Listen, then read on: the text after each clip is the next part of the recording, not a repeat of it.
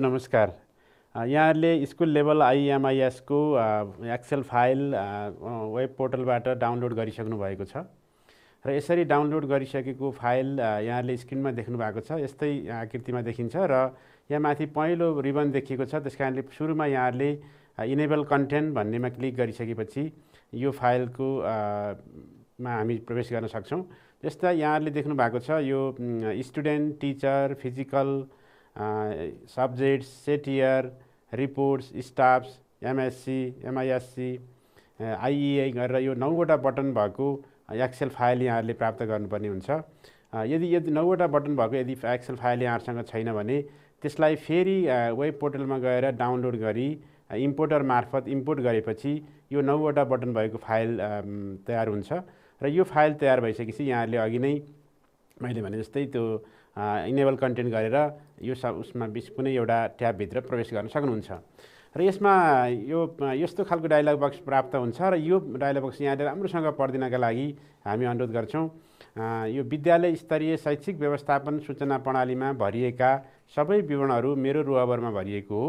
यसमा भरिएका सबै विवरण सही छन्, अन्यथा भएमा कानुन बमोजिम सहौँला बुझाउँला भन्ने चाहिँ यो हेड टिचर र यो इमिस जसले यो विवरण इन्ट्री गर्नुहुन्छ उहाँहरूको ले यो कुरामा सहमति जनाउनका लागि यो डायलग बक्सको हामीले 2078 सालको शैक्षत्रदेखि प्रारम्भ गरेका हौँ र कतिपय विद्यालयहरूले हाम्रो स्कुलको नाम इमिसमा फरक छ, इमिसमा हाम्रो नाम मिलेको छैन भन्ने खालका यस्ता कुराहरू पनि देखिन्छ। जस्तै यहाँहरूले यहाँ गइसकेपछि आफ्नो स्कुलको नाम परिवर्तन गर्न सक्नुहुन्छ। जस्तै मैले नमुनाको लागि बाघ भैरव माविको यो एक्सेल फाइललाई यहाँहरूलाई डेमो गर्न लागिरहेको छु।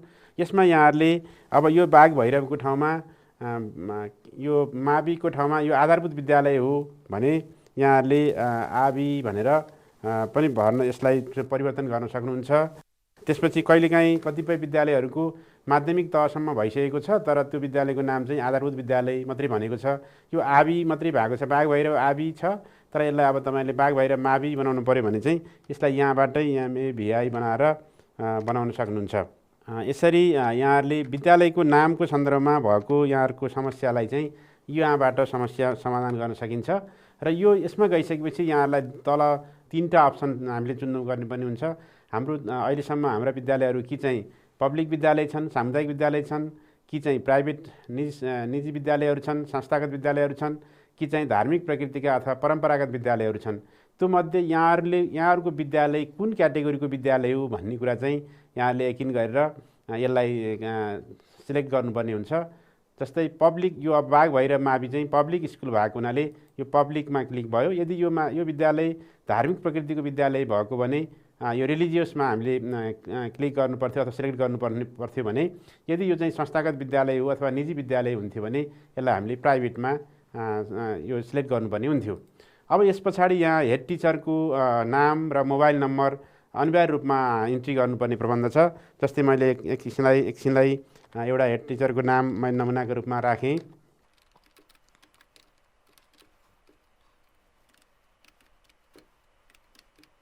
त्यस्तै गरी यो IEMISमा काम गर्ने अथवा यो विवरण इन्ट्री गर्ने कुनै अरू शिक्षक अथवा हाम्रो विद्यालय कर्मचारीले यो काममा संलग्न हुनुहुन्छ भने उहाँको नाम राख्न सकिन्छ। जस्तै मानौँ एकछिनलाई हरि थापा भन्ने चाहिँ कोही व्यक्तिले यसको शिक्षक अथवा हाम्रो कर्मचारीले यो काम गर्दै हुनुहुन्छ भने अनि उहाँको नम्बर पनि हामी यसरी राखौँ। त्यस पछाडि यति गरिसकेपछि यहाँहरूले यसलाई एग्री गरेपछि मात्रै तपाईहरु एक्सेलको भित्र प्रवेश गर्न सक्नुहुन्छ। यदि डिसएग्री गर्यो भने फेरि पुरानै अवस्थामा आउँछ। जब यति एग्री गरिसकेपछि अनि अब बल्ल हामी यो बटनहरु भित्र प्रवेश गर्न पाउँछौं। जस्तै यहाँहरूले विद्यार्थी को बटन अथवा स्टुडेन्ट बटनमा जानुभयो भने यहाँ 3टा कुराहरु हामीले गर्न पाउँछौं। एउटा एड, अर्को एडिट र अपडेट। यहाँहरूलाई सजिलाका लागि त्यो विन्डो देखिने बित्तिकै स्क्रिनमा चाहिँ यो पनि देखिने हामीले र यो निर्देशन पनि सँगै देखिने प्रबन्ध यसमा गरिएको छ। कक्षा को विद्यार्थीलाई पास गर्नुपर्ने तर पास्ट एन्ड ट्रान्सफर गरियो भने त्यस्तो विवरण मिलाउन एडिटमा जाने, धेरैले एडिट नगरिकन धेरैले अपडेट गरेर झन समस्या बल्झाउने गरेका छन् भनेर यसरी हामीले यो समस्या कतिपय स्कुलहरूले समस्या देखिएको हुनाले हामीले यसलाई यहाँ यसरी उल्लेख गरेका छौं। त्यसैगरी अब यहाँहरु एड बटनमा जानुभयो भने त्यो नयाँ विद्यार्थीका लागि तपाईँ विवरणहरू थप्दै हुनुहुन्छ भन्नुहुन्छ भने तपाईँ एडमा जानुपर्ने हुन्छ। त्यसपछि भइरहेको विद्यार्थीको विवरणमा तपाईँ एडिट गर्नुपर्ने भने एडिटमा जानुपर्ने छ र अपडेट गर्नुपर्ने छ भने अपडेट बटनमा जानुपर्ने हुन्छ। त्यसैले अब हामी पहिला सुरुमा चाहिँ एडबाट जाउँ। एडमा चाहिँ यो भनेको जब नयाँ विद्यार्थी चाहिँ विद्यालयमा भर्ना हुन आउँछ त्यस पछाडि हामीले यो विवरणहरू अपडेट गर्नुपर्ने हुन्छ अथवा हाम्रो सिस्टममा यो विवरणहरू राख्नुपर्ने हुन्छ। जस्तै यहाँ के छ भने स्टुडेन्ट रजिस्ट्रेसन आइडी भनेर यहाँ एउटा अङ्क दिएको छ। यो चाहिँ सिस्टमले अटो जेनेरेट गर्छ, यहाँहरूले त्यो विवरणमा केही भर्नु पर्दैन। जस्तै फर्स्ट नेम भनेर यहाँहरूले त्यो विद्यार्थी भर्ना हुन आएको विद्यार्थीको फर्स्ट नेम के हो त्यो विवरणहरू त्यहाँ राख्नुपर्ने हुन्छ। जेन्डरमा ऊ महिला हो अथवा छात्रा हो अथवा छात्रा हो के हो त्यसको चाहिँ हामीले तपाईँले सिलेक्ट गर्नुपर्ने हुन्छ। त्यसै गरी स्ट्रिम भन्ने यहाँ देख्नुहुन्छ। यो स्ट्रिम चाहिँ तपाईँ जब 11 कक्षा अथवा 12 कक्षाका लागि विद्यार्थी नयाँ भर्ना गर्दै हुनुहुन्छ भने त्यति बेला यो स्ट्रिम भन्ने अप्सन हाइलाइट हुन्छ, अन्यथा अरू कक्षाका लागि हुँदैन।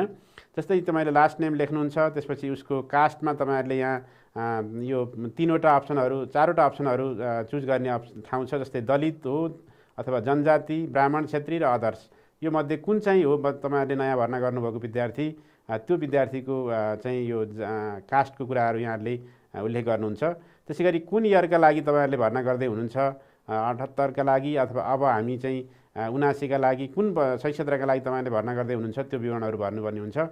त्यसै गरी ECD PPC एक्सपिरियन्स भनेको चाहिँ यदि उसले योभन्दा अगाडि कक्षा 1 मा भर्ना हुन आएको भने उसले प्रारम्भिक बाल विकास अथवा प्राथमिक शिक्षाको अनुभव उसको छ कि छैन भन्ने कुरा यकिन गर्नुहुन्छ र यदि छ भने तपाईँहरूले 6 मा लगाउनुहुन्छ, यदि छैन सिधै घरबाट ऊ विद्यालय आएको हो भने त्यसमा चाहिँ तपाईँले केही सङ्केत गर्नुहुन्न।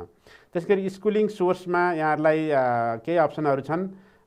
जस्तै विगतमा चाहिँ यो school outreach programme, flexible schooling programme र अदर्स विभिन्न खालका अल्टरनेटिभ मोडहरूबाट विद्यार्थीहरू विद्यालय शिक्षामा आउने भएको हुनाले यी अप्सनहरू पनि यहाँ राख्ने व्यवस्था थियो। अब अहिले हाम्रो यी सिस्टमहरू सञ्चालनमा त्यति छैनन्, त्यसले गर्दाखेरि यदि कुनै गैर सरकारी संस्था अथवा सरकारी निकायहरूले यस्ता खालका प्रोग्रामहरू सञ्चालन गरेका छन् र विद्यार्थीहरू यो स्तरबाट प्रवेश गरेका छन् भने त्यस्तो बेला तपाईँहरू कुनै यो 3टा मध्ये कुनै एउटा अप्सन चुज गर्नुहुन्छ, अन्यथा यसलाई या नै गरिदिनुहुन्छ। त्यस पछाडि क्लासमा तपाईँले कति कक्षाका लागि भर्ना गर्नुभएको भनेर यहाँ ECD PPC देखि कक्षा 12 सम्मको चाहिँ कक्षाहरू चुज गर्ने अप्सन यहाँ आउँछ। त्यस्तै गरी ECD टाइपमा तपाईँहरू ECD को बच्चा एक कक्षामा अथवा अरू कक्षामा भर्ना गर्नुभयो भने त्यसले ECD टाइप खोज्छ, तपाईँ सिधै ECD मा भर्ना गर्नुभयो भने यसले ECD टाइप खोज्दैन। त्यसै गरी फादर्सको नाम के हो, बुवाको नाम के हो, आमाको नाम के हो भन्ने अप्सनहरू पनि यहाँ छ। त्यसै गरी मोबाइल नम्बर अथवा भाइटल रजिस्ट्रेसन नम्बर भनेर यहाँ अर्को अप्सन छ। यस भनेको चाहिँ यदि यहाँहरूले जन्म दर्ता हामीले विद्यार्थी भर्ना गर्दा जन्म दर्ता लिएर आउनुपर्ने प्रावधान छ, यहाँलाई थाहा छ र सुरुको कक्षामा भर्ना आउँदाखेरि उसले जन्म दर्ता लिएर आएको छ भने त्यो जन्म दर्ता नम्बर हामी यहाँ राख्छौँ। यदि होइन अरू कक्षामा छ भने हामी चाहिँ अभिभावकको सम्पर्क नम्बर यो यसमा राख्छौँ। त्यसै गरी डेट अफ बर्थमा यहाँहरूले कुन वर्ष हो उसको जन्मेको त्यो चाहिँ टप डाउन एरोमा गएर इयर चुज गर्नुहुन्छ। त्यस्तै गरी मन्थ महिना चुज गर्नुहुन्छ, त्यसपछि गएर गते चुज गर्नुहुन्छ, कति गते जन्मेको भनेर यसरी हामी त्यो बच्चाको जन्मको साल, महिना र गतेलाई चाहिँ यहाँ भर्छौँ। त्यस्तै गरी यहाँले जानुभयो भने अर्को तल्लोमा जानुभयो भने डिजाबिलिटी भन्ने अप्सन छ। यसमा कुन प्रकारको डिजाबिलिटी हो त हामीले भर्ना गर्ने बेलामा यदि त्यो बच्चाको डिजाबिलिटीको अवस्था अथवा अपाङ्गताको प्रकार कस्तो छ भन्ने कुरा चाहिँ पनि मेन्सन गर्नुपर्ने हुन्छ। यदि त्यो बच्चा कुनै न कुनै हिसाबको यहाँ हामीले उल्लेख गरेको क्याटेगोरी अनुसारको अपाङ्गता भएको बच्चा छ भने हामी त्यसलाई चुज गरेर राख्छौँ। यदि होइन भने चाहिँ त्यसलाई हामी यदि छैन अपाङ्गता छैन भने यसलाई यहाँ नै भनेर हामी यसलाई अप्सन चुज गरेर राख्छौँ। त्यसगरी मदर टङको हिसाबमा कुन मदर टङ उसको मातृभाषा कुन हो, उसले घरमा कुन भाषा बोल्छ भन्ने हिसाबले बच्चाको हामी यहाँ विभिन्न भाषाहरूको यहाँ अप्सनहरू छ, त्यो मध्ये उसलाई उपयुक्त उसले घरमा बोल्ने भाषालाई चाहिँ हामी यहाँ लेख्छौँ। त्यस्तै गरी स्कलरसिप डिटेल्स भन्ने अर्को यहाँ फिल्ड छ।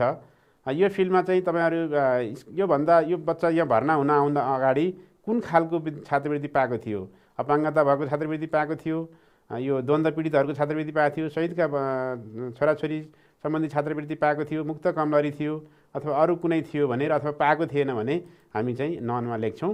त्यसै गरी यो स्कलरसिपको एमाउन्ट कति थियो, उसले विगतमा पाएको छात्रवृत्तिको एमाउन्ट कति थियो भन्ने कुरा हामी यहाँ लेख्छौँ। र यदि उसले ब्याङ्क मार्फत पाउने अवस्था थियो भने ब्याङ्कको नाम के थियो र उसको एकाउन्ट नम्बर के थियो भन्ने कुरा चाहिँ हामी राख्छौँ। यति राखिसकेपछि हामी यसलाई एड गरिदिएपछि त्यो बच्चा चाहिँ एड हुन्छ। तर हामीले यहाँ सबै विवरण नभरेको हुनाले यहाँ चाहिँ यसलाई एड मानेन। तर हामीले सबै विवरणहरू भरिसकेपछि यसमा आउँछ। यदि हामीले भरेको विवरणमा यदि कुनै समस्या भयो, हामीले भर्ने बेलामा कुनै यदि गल्तीहरू गऱ्यौँ भने त्यसलाई फेरि तपाईँले रिसेटमा गएर त्यो पुरै पहिले तपाईँले गर्नुभएको चाहिँ विवरणलाई करेक्सन गर्न सकिन्छ, सच्याउन सकिन्छ।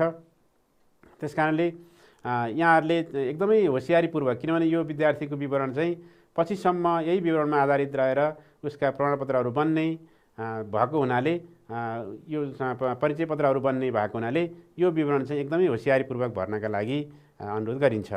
त्यस पछाडि अब अर्को स्टुडेन्टको बटनको कुरामा हामी एडिटकोमा जाउँ। एडिटमा चाहिँ यहाँहरूले दुईवटा खालको एडिटहरू गर्न सक्नुहुन्छ। एउटा चाहिँ एडिट पर्सनल डिटेल्स, उसको व्यक्तिगत विवरणमा भएको परिवर्तनलाई तपाईँले परिवर्तन गर्न सक्नुहुन्छ।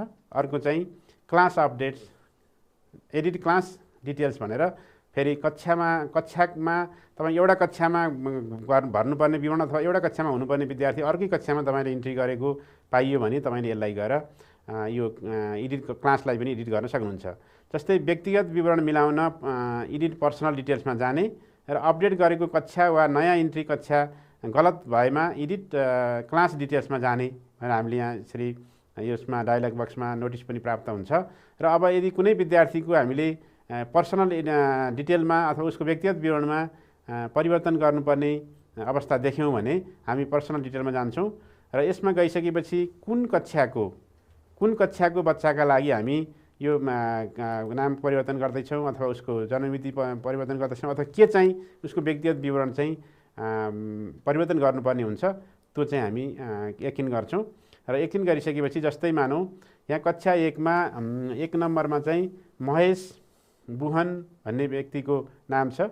यदि उसको बुवाको नाम अथवा आमाको नाम अथवा जन्ममिति, उसको कास्टमा, उसको डिजाबिलिटीमा अथवा उसको इसिडी एक्सपिरियन्समा चाहिँ यदि कुनै चेन्ज आउनुपर्ने छ, परिवर्तन गर्नुपर्ने छ भने हामी यसलाई एडिटमा जान्छौँ र एडिटमा गइसकेपछि कहाँनिर परिवर्तन गर्नुपर्ने हो त्यो परिवर्तन गर्नुपर्ने फिल्डमा हामी परिवर्तन गर्छौँ र त्यसलाई सेभ गरिदिइसकेपछि त्यो चाहिँ परिवर्तन भएर फेरि सिस्टममा बस्छ।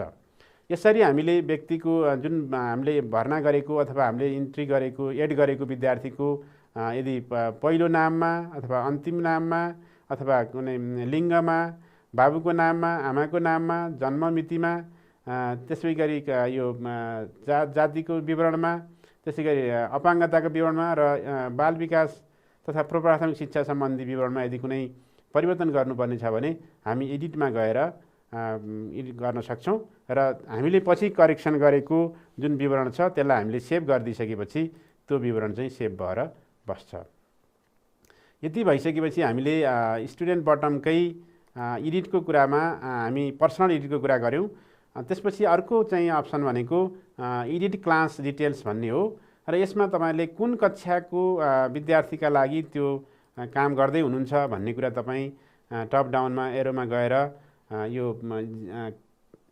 कक्षा सिलेक्ट गर्नुहुन्छ। जस्तै 4 कक्षाको विद्यार्थीको तपाईँलाई चाहिँ एडिट गर्नुपर्ने भयो भने तपाईँ के गर्नुहुन्छ, जस्तै मानौँ एकछिनलाई मनिता थोकर भन्ने विद्यार्थी 1 नम्बरमै भएको विद्यार्थीको तपाईँले कुनै विवरण कक्षा चेन्ज गर्नुपर्ने थियो, उसलाई पास्ट गर्नुपर्ने थियो अथवा रिपिटेड बनाउनु पर्ने थियो अथवा डबल प्रमोसन बनाउनु पर्ने थियो अथवा ड्रप आउट विद्यालयबाट छुटेको कक्षा छाडेको बनाउनु पर्ने थियो अथवा त्यो विद्यालय पास भएर त्यहाँ भएको तह पास गरेर अन्यत्र कक्षामा गएको भन्ने बनाउनु पर्ने थियो भने तपाईँ यहाँबाट चेन्ज गर्न सक्नुहुन्छ।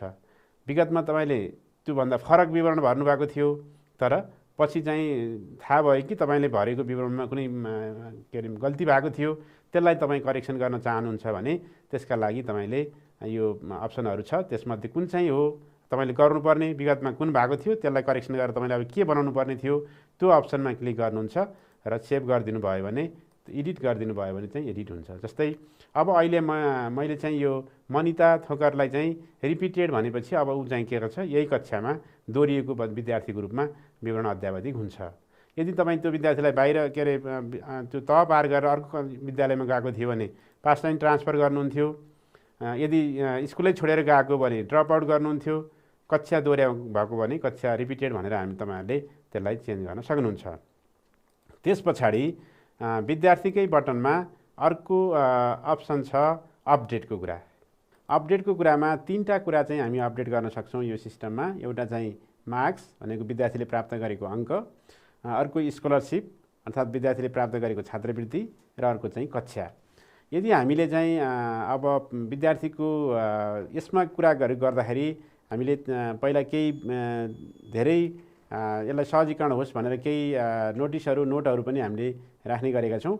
यसमा चाहिँ अपडेट गर्दा पहिले अङ्क, त्यसपछि छात्रवृत्ति अनि कक्षा अपडेट गर्ने। अङ्क अपडेट गर्नु पूर्व अपडेट ट्रममा गएर ट्रमको पर्सेन्टेजलाई कक्षागत रूपमा मिलाउने। ट्रममा इन्ट्री नगरी रिपोर्टिङको प्रयोजनको लागि मात्र अङ्क हाल्ने हो भने थ्योरी प्र्याक्टिकल सिलेक्ट गर्ने र थ्योरीमा एकमुष्ट अङ्क हालिदिने भनेर यहाँ नोट दिएको छ। र यही अनुसार अब हामी के गर्छौँ भन्दाखेरि पहिला अङ्क मार्क्स अपडेट गर्छौँ र मार्क्स अपडेट गर्दाखेरि यसले भनेकै नोटिस अनुसार नै हामी चाहिँ कक्षा के अरे कुन वर्षका लागि हामी यो मार्क्स अपडेट गरिरहेका छौँ भन्ने कुरा पहिला सिलेक्ट गर्छौँ। त्यसपछि कुन कक्षाका लागि हामीले विद्यार्थीहरूको मार्क्स अपडेट गर्दैछौँ भन्ने कुराहरू हामी सिलेक्ट गर्छौँ। त्यस पछाडि मार्क्समा हामीले यो टर्म वाइज नगरिकन थ्योरी प्र्याक्टिकल भनेर चाहिँ यो वार्षिक रूपमा सबै एकमुष्ट हामीले अङ्क यसमा इन्ट्री गऱ्यौँ भने र त्यसमध्ये हामी थ्योरीमा कति अङ्क र त्यसको लागि चाहिँ अङ्क इन्ट्री गर्नका लागि यो स्पेस प्राप्त हुन्छ र विद्यार्थीको रूपले प्राप्त गरेको अङ्कलाई चाहिँ थ्योरीको रूपमा हामीले इन्ट्री गर्छौँ र इन्ट्री गरिसकेपछि यसलाई के गरिदिन्छौँ अपडेट गरिदिन्छौँ। यहाँ अहिले चाहिँ के भएको छ भन्दाखेरि यो विवरण अङ्क इन्ट्री नगरे हुनाले यसमा रातो फिल्डहरू रातो देखिएको छ। जब हामी अङ्क यसलाई इन्ट्री गर्छौँ, इन्ट्री गरिसकेपछि यो रातो फिल्ड चाहिँ हराएर जान्छ। त्यस्तै गरी हामी अर्को हिसाबले जाँदाखेरि यो विद्यार्थीको फेरि हामी अपडेटमै जाँदा अघि हामीले अपडेट गरिरहेका सन्दर्भमा यो प्र्याक्टिकलको अङ्क चाहिँ यदि हामीले इन्ट्री गर्दैछौँ भने प्र्याक्टिकलमा सिलेक्ट गर्छौँ र त्यसलाई हामी के गर्छौँ अपडेट गर्छौँ। अपडेट गरिदिइसकेपछि यहाँ प्र्याक्टिकलको अङ्क राख्ने फिल्ड क्रिएट हुन्छ र यसलाई पनि हामी यहाँ भएको विद्यार्थीहरूले प्र्याक्टिकलमा प्राप्त गरेको अङ्कलाई विषयगत रूपमा इन्ट्री गरिसकेपछि हामी त्यसलाई फेरि अपडेट गर्छौँ। अपडेट गरिसकेपछि यो सक्सेसफुल्ली अपडेट हुन्छ यहाँ विवरणहरू भरिसकेपछि र विद्यार्थीको विवरणहरू हामीले प्राप्त गर्न सक्छौँ।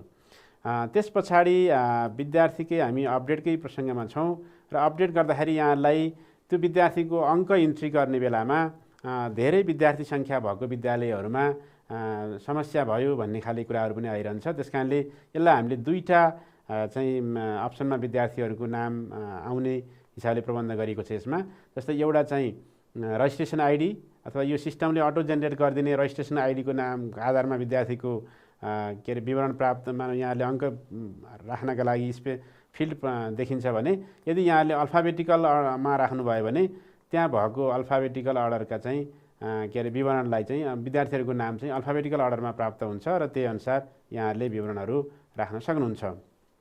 यसरी हामीले विद्यार्थीको जुन स्टुडेन्ट ट्र्याकिङ सिस्टम छ त्यसमा चाहिँ हामीले यो एडिट र अपडेट गरी तीनटा कामहरू यसमा गर्छौँ र यति गरिसकेपछि हामीले विद्यार्थीको खण्डमा गर्नुपर्ने काम चाहिँ पुरा हुन्छ। हस्, धन्यवाद।